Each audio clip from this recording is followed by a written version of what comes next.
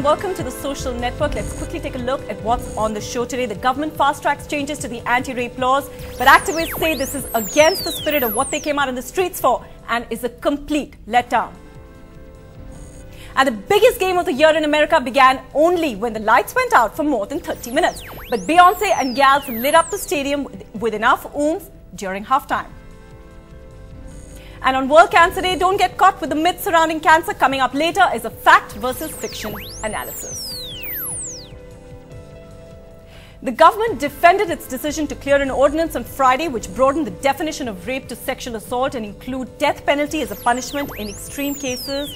But despite criticisms and outrage by activists and women's groups who have been working furiously and continuously to stem the sexual violence against women, the president signed it yesterday, making it a law. The government said today in an attempt to pacify that the ordinance is only to deter rapists now, but can be amended when it is debated in Parliament in the coming session. But activists are furious and say they will continue to build the pressure. So on the Social Network today, we discuss new anti-rape law, a total letdown. Before we introduce our panelists, let's quickly listen into what some of you have sent us as your opinions.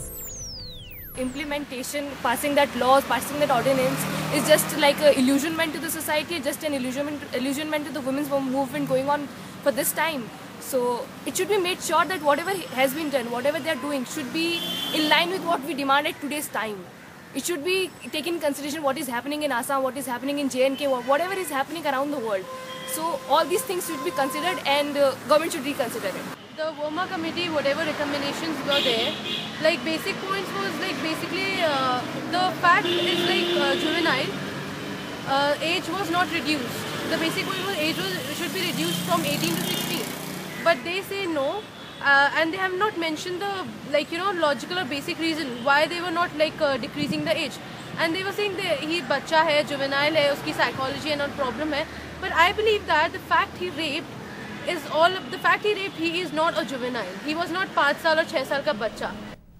So obviously that pressure likely to continue. Joining us on the show today is Rita Banerjee from Kolkata. She's a gender activist and runs a Twitter handle called 50 Million Missing, and of course has been talking about gender issues for quite some time. She's also the author of Sex and Power. In the studio with us today, Mrinal Shah, who's an associate professor at National Law University in Delhi, and Asha Kidwai, who's also an associate professor at JNU and also on the Gender Sensitization Committee. Mrinal, I just want to throw that debate open with you.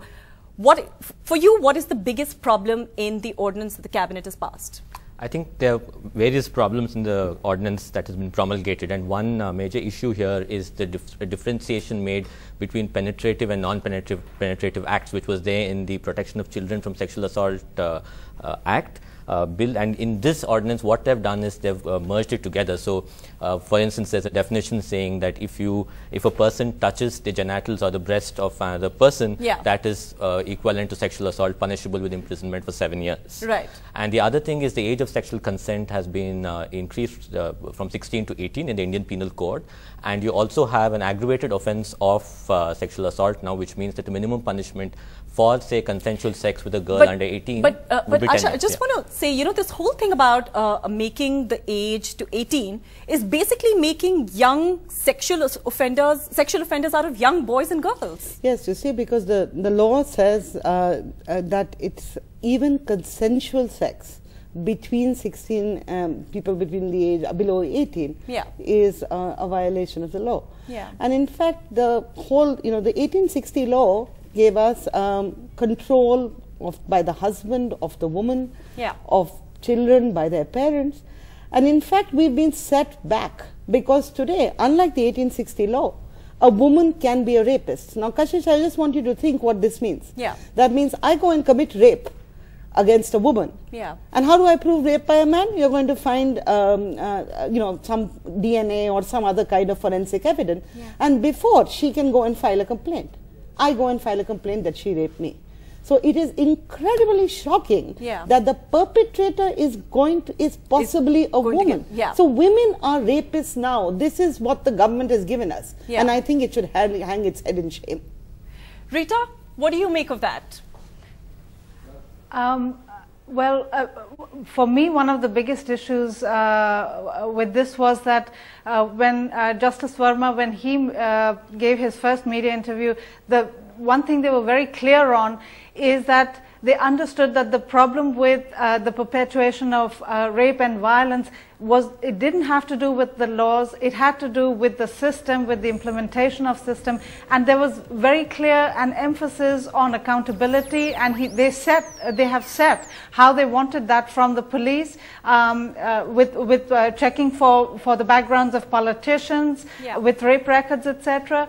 You know, none of that was addressed. The thing is, we can go on debating laws, but if the system of implementation is not there, or the system of implementation is in itself corrupt, you know, then it does not matter what the law is. India's #1 news app just got even better. Download NDTV's new app. Fully optimized for retina display.